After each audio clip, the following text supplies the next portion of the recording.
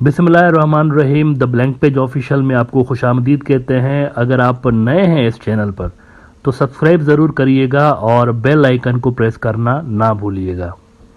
कुछ रोज़ पहले Chinese president Xi Jinping साहब की जो विज़िट हुई है रशिया की, इसके हवाले से सारी दुनिया में ये पहलू तो डिस्कस हो रहा है कि रशिया ने वेस्ट वालों को ये मैसेज दिया है कि वो पीस प्लान के लिए यानी जंग ख़त्म करने के लिए चाइनीज़ जो 12 नुकाती एजेंडा है, 12 नुकाती प्लान है, उस पर अमल करने के लिए तैयार है।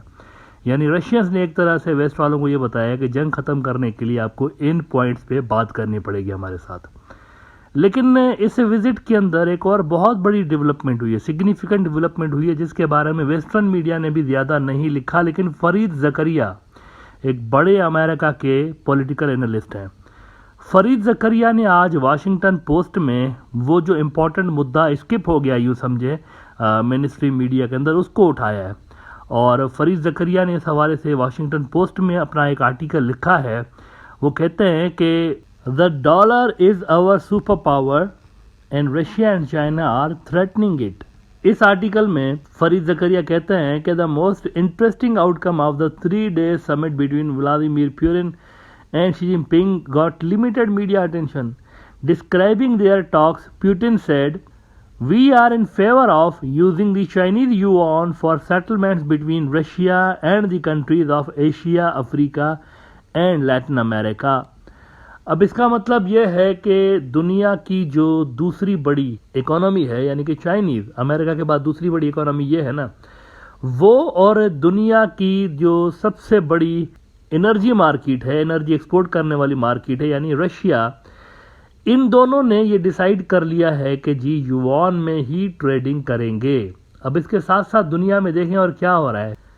सऊदी अरब ने भी ऐलान कर रखा है कि वो युआन में ऑयल की ट्रेड करने को तैयार हैं, सऊदी अरब वाले चाइना के साथ। इसी तरह इंडिया रिसेंटली जो ट्रेडिंग कर रहा है इनके साथ, रशिया के साथ रूबल में कर रहा है, रशियन करेंसी में कर रहा है।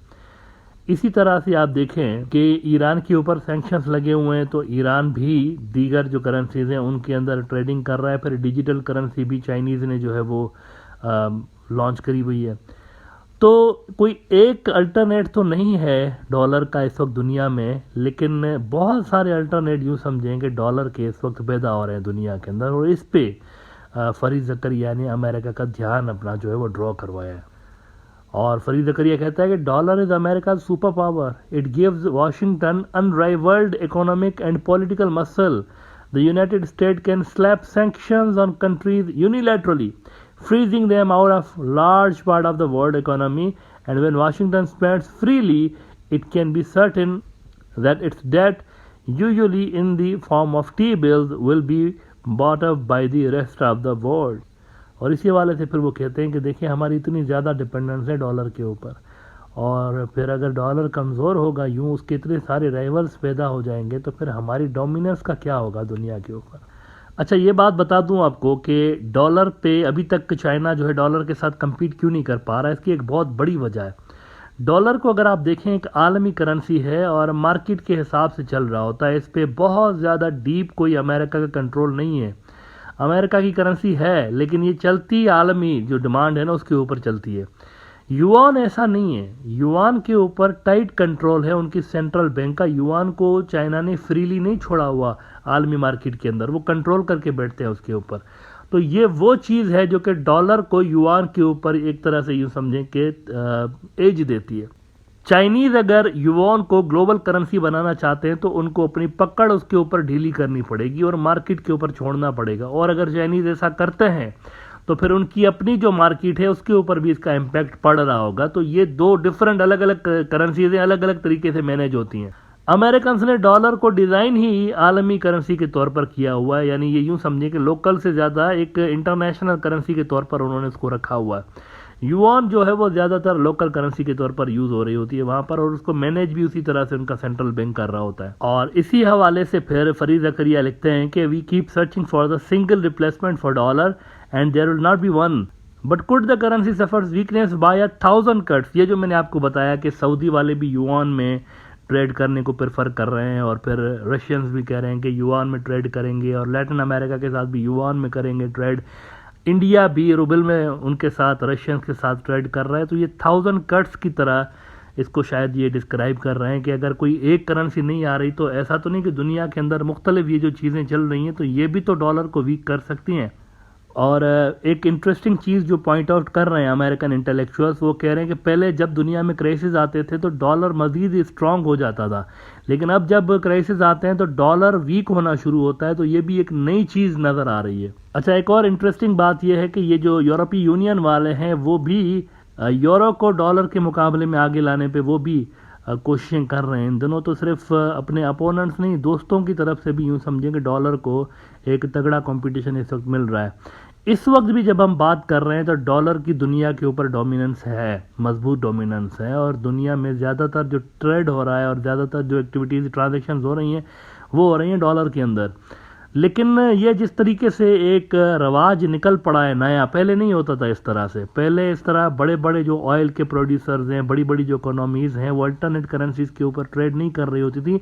तो ये रवाज जो है ना, ट्रेंड एक चल पड़ा है कि अल्टरनेट करेंसीज के अंदर ट्रेड होना अब शुरू हो गया है। तो इससे ये जो डॉलर थोड़ा सा वीक होना शुरू हुआ है इंटरनेशनल लेवल पर, ये इसी की वजह से हो रहा है। अच्छा, आखिर में आपको मैं ये बता दूं कि सिर्फ सऊदी अरब नहीं, मिडल ईस्ट के अंदर इराक ने भी चाइना के साथ डॉलर की बजाय युआन में ट्रेड करने के लिए हामी भरी हुई है। फरवरी के अंदर चाइना के सरकारी अखबार ग्लोबल टाइम्स ने रिपोर्ट किया था कि Iraq's plan for yuan settlement adds to growing dedollarization trend against US dollar hegemony.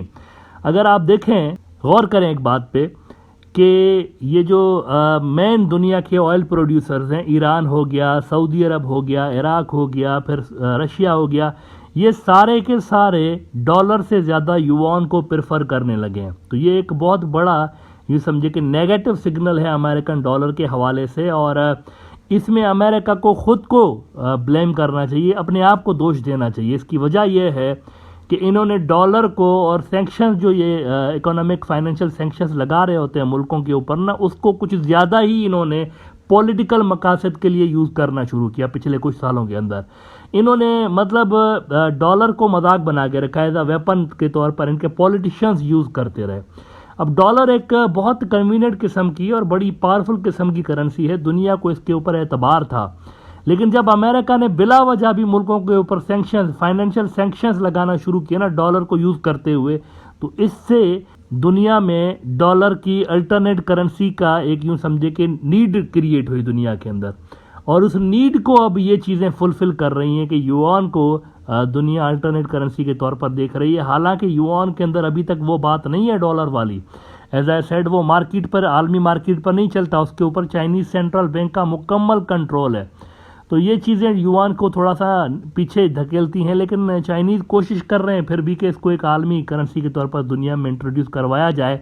अगर रशियंस और चाइनीज़ अपने प्लान्स में सक्सेसफुल हो जाते हैं तो यूँ समझे कि दुनिया के अंदर डॉलर अपनी वक़्त खो देगा, और अगर डॉलर गिरा तो उसके साथ ही फिर अमेरिका का गिरना तय बात है।